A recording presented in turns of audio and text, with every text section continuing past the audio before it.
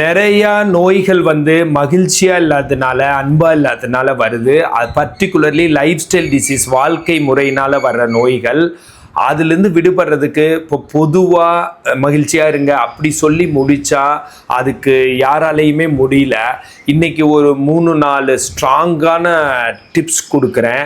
அதை ஃபாலோ பண்ணி பாருங்கள். நான் ஃபாலோ பண்ணுவேன். ஸோ விஷயம் சாமி கும்பிட்றது. சாமி மேலே, காட் மேலே, உங்களோட ஓன் காட் எந்த காடாக இருக்கலாம், நீங்கள் என்ன கும்பிட்றீங்களோ சாமி மேலே பாரத்தை போட்டுட்டு இருக்கிறது பயங்கரமாக மகிழ்ச்சியை வர வைக்கிறது, பயங்கரமாக ஸ்ட்ரெஸ்லேருந்து ரிலீஃப் ஆக வைக்கிது. உலகத்திலேயே தான் நம்பர் 1 இருக்குது. 2வது ட்ராவல் பண்ணுறது. அங்கங்கே ட்ராவல் பண்ணிட்டு இருந்தால் புதுசாக மக்களை மீட் பண்ணுறோம். நம்ம ஒரே இடத்துலேருந்து நம்ம போட்டி பொறாமைக்குள்ளே எல்லாம் சிக்கி எதிரிங்கள் இப்படியெல்லாம் இல்லாமல் ஒரு புதுசாக மக்களை பார்த்து அன்பாக இருந்து அதில் வந்து ரொம்ப நல்லா இருக்கிறதா இருக்குது. 2வது விஷயம் ட்ராவல். 3வது விஷயம் ஃப்ரெண்ட்ஸ் க்ரியேட் பண்ணுறது. இருக்கலையே ஹையஸ்ட் இது தான். ஃப்ரெண்ட்ஸு, பாய்ஸு, கேர்ள்ஸு ஃப்ரெண்ட்ஸை க்ரியேட் பண்ணி அதில் ரொம்ப நல்ல டைப்பாக நீங்களே ரிசர்ச் பண்ணி கண்டுபிடிச்சி அவங்களெல்லாம் ஒரு டீமாக அங்கங்கே ஒரு கெட் டுகெதர் அவங்களோட பேசுறது, இது ரொம்ப நல்ல விஷயமா இருக்குது. 4வது படுத்து தூங்குறது. எந்த ஸ்ட்ரெஸ்னாலும் பேசாமல் அமைதியாக படுத்து தூங்குறதோ இல்லை அட்லீஸ்ட் படுத்துக்கிறது, கண்ணை மூடி லைட்லாம் ஆஃப் பண்ணி. அப்போ தான் மெலட்டோனின் சுரக்கும். ஸோ மெலட்டோனின் தூக்கத்துக்கான ஹார்மோன். இது 4வது விஷயம். 5வது விஷயம் மகிழ்ச்சியாக இருக்கிறதுக்கு தான் நான் பிறந்திருக்கிறேன், அதை தான் என் கொள்கை.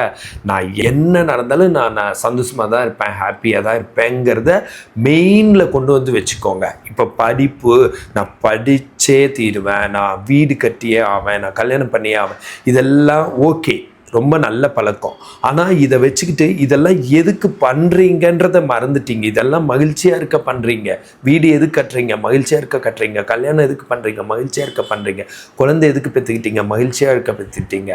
ஸோ படிக்கிறது எதுக்கு படிச்சிங்க? படித்து வேலை பார்த்து பணம் சம்பாதிச்சு எல்லாமே நம்மளுக்கு தேவையான வீடு கார்லாம் வாங்கி மகிழ்ச்சியாக இருக்க. ஆனால் மகிழ்ச்சியை தூக்கி ஓரமாக வச்சுட்டீங்க. மகிழ்ச்சியை கொண்டு வந்து முன்னாடி வைங்க. மகிழ்ச்சியாக இருக்கிறத மெயின் எய்மாக வைங்க.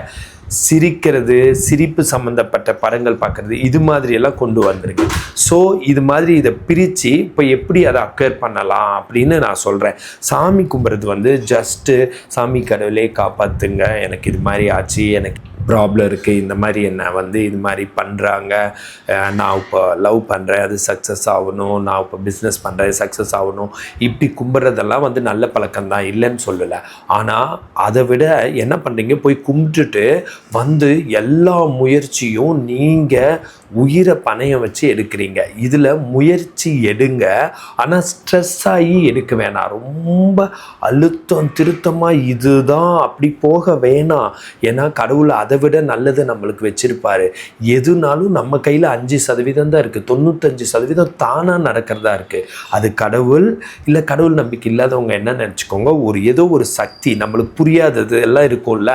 இப்போ ஒரு 300 வருஷம் முன்னாடி ஒயரே இல்லாமல் ஒரு ஃபோன் எடுத்து இங்கிருந்து அமெரிக்காவுக்கு பேச முடியும், ஒயரே இல்லாமல் நம்ம மூஞ்சி அங்கிருந்து அங்கே பார்க்க முடியும்னு யாராச்சும் சொல்லியிருந்தா அவனை வந்து அவ்வளோதான், அவனை உயிரோட கூட விட்டுருக்க மாட்டாங்க. என்னடா பைத்தியம் வளர்ற அப்படின்ட்டு.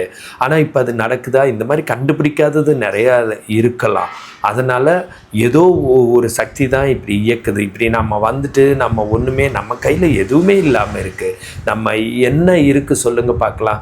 ஒரு பிஸ்னஸே ஆரம்பிக்கிறோம், நம்ம கையில் இருக்கா? நம்ம கையில் ஓரளவுக்கு தான், 5% தான் இருக்குது. 95% எல்லாம் கடவுளாக பார்த்து செஞ்சால் தான் உண்டு.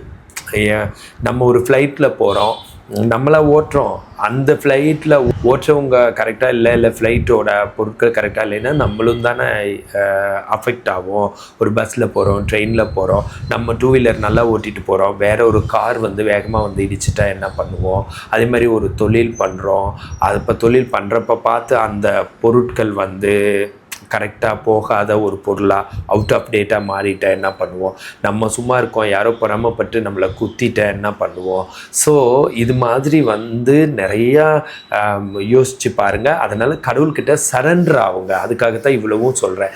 சரண்டர்னா எல்லாம் உங்கள் விருப்பம், நல்லது நடந்தாலும் கெட்டது நடந்தாலுங்கிற மாதிரி சரண்டர் முழுசாக நம்புனீங்கன்னா பாரத்தை தூக்கி வச்சிடலாம். இப்போ யாரோ உங்களுக்கு தீங்கு விளைவிச்சிட்டாங்க, நீங்களாக யோசித்து அவங்கள ஒரு வழி பண்ணணும்னு நினச்சா உங்களுக்கு ஸ்ட்ரெஸ் ஆகிடுது, அப்புறம் நோய்வாய்ப்பட்டுறீங்க. ஸோ அவங்க நினச்சது நடந்துடுது. ஸ்ட்ரெஸ் ஆகிறதுக்கு தான் எல்லோரும் எல்லாமே பண்ணுறாங்க. நீங்கள் ஸ்ட்ரெஸ்ஸே ஆக மாட்டேன்னு ஒத்த காலில் நில்லுங்க. அடுத்தது ட்ராவல், நல்லா பீச்சு, ஒரு கோயில், அப்புறம் இயற்கை, மலை, அப்புறம் இது மாதிரிலாம் போங்க. புதுசாக மக்களை பாருங்கள், புதுசு புதுசாக உணவு சாப்பிட்டு பாருங்கள், புதுசு புதுசாக காற்று, புதுசு புதுசாக ஒரு இடங்கள், இந்த மாதிரி வந்து பார்க்குறதும் உங்களுக்கு ரொம்ப பிரயோஜனமாக இருக்கும்.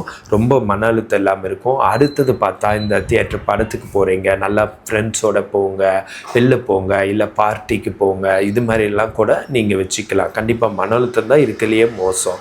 ஸோ அதனால் மன அழுத்தம் இல்லாமல் இருக்கிறதுக்கு நீங்கள் இது மாதிரியெல்லாம் பண்ணலாம். நல்ல விஷயங்கள் எது வேணாலும் பண்ணலாம்.